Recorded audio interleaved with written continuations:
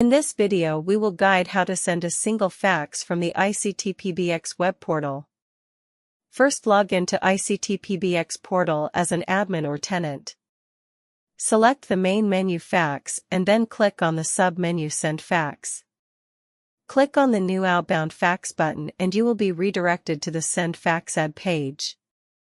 Enter the fax title and click on Upload Document button to upload the new document.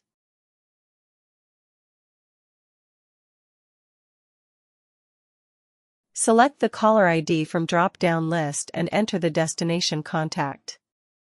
Enable the Retry option, Personalized Fax, and Cover Page option if need. After entering all the required information, click on Send Fax button to send the fax.